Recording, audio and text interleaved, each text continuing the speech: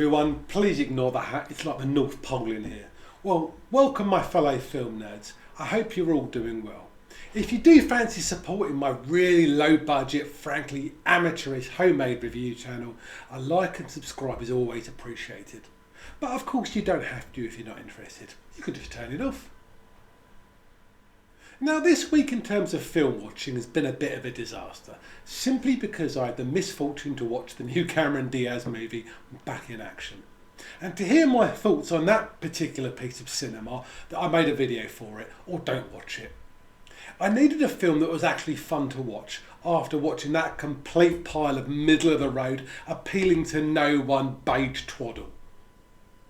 So back to Netflix I went, and I hit the recently added section, and there it was, The Pope's Exorcist. And I quickly realised it contained three of my favourite reasons to watch movies. Number one, it's a horror movie. That's a big tick. Number two, it's about possessed kids. That's a tick. And number three, it's got Russell Crowe doing an accent. That's another tick.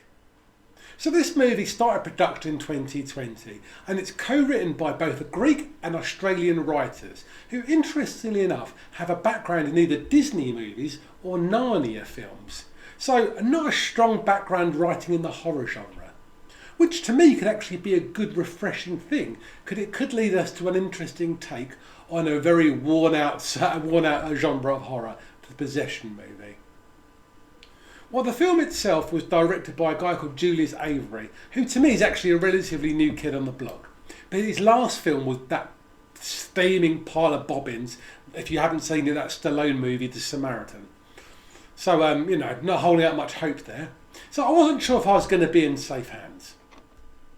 And then I started reading about the production of this movie, which was quite interesting, because it's actually based on real life writings of Gabriel Amorth, who was a father, he was an exorcist, and it could be argued this film was based in fact.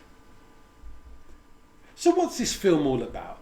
Well, we have Father Gabriel Amorth, played by Russell Crowe, who is the chief exorcist of the Vatican, and he's a scooter riding, coffee drinking, hip kind of exorcist. And then we see him face a panel of his peers who are questioning him about a case that recently ended tragically. However, he is unfazed by this, and he tells them the case in question was not an exorcism, and the majority of these cases are not related to demonic possession in any way, shape or form. They really should just be referred to doctors or psychiatrists. And in fact, only 2% of these cases are about evil or possession and really require an exorcist. And then you've guessed it, he is called to see the Pope and assigned a particularly challenging case where a boy is possessed by a powerful demon and demands a moth be brought to him. Anyway, that's enough spoilers for now. Let's have a peek at a clip. The majority of cases do not require an exorcism. 98% are recommended by him to doctors and psychiatrists.